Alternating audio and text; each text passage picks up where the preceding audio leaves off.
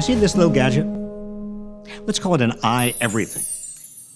You can't get it yet, but if technology keeps moving as fast as it is now, the iEverything will be with us before you know it. A combination of intelligent computing, 3D manufacturing, big data crunching, and advanced biotechnology.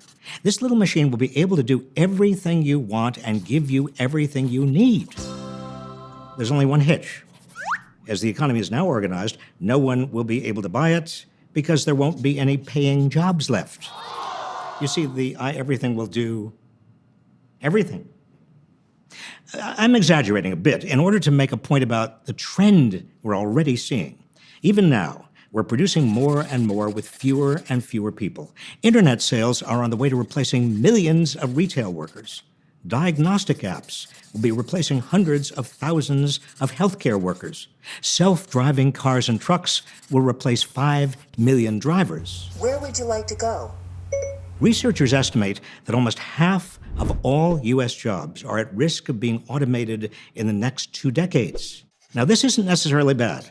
The economy we're heading toward could offer millions of people more free time to do what they want instead of what they have to do to earn a living. But to make this work, we'll have to figure out some way to recirculate the money from the relatively few people who do very well in the economy of the iEverything to the rest of us who will want to buy the iEverythings. One possible answer, a universal basic income, possibly financed out of the profits going to labor replacing innovations. The idea of a universal basic income historically has had support from people on both the left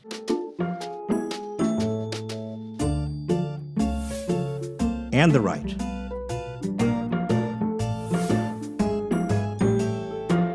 In the 1970s, President Nixon proposed a similar concept for the United States, and it even passed the House of Representatives. I therefore propose that we abolish the present welfare system, and a basic federal minimum would be provided.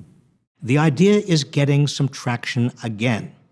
Some think it could be superior to welfare or other kinds of public assistance because a universal basic income doesn't tell people what to spend the assistance on, and everyone qualifies.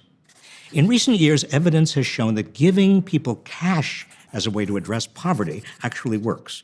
In study after study, people don't stop working and they don't drink it away. They actually use it to increase their earnings. Interest in a basic income is surging, with governments debating it from Finland to Canada to Namibia.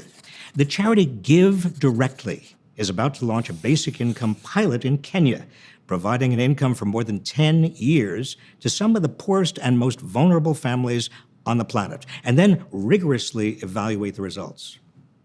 As new technologies replace work, the question for the future is how best to provide economic security for all. A universal basic income could be an answer.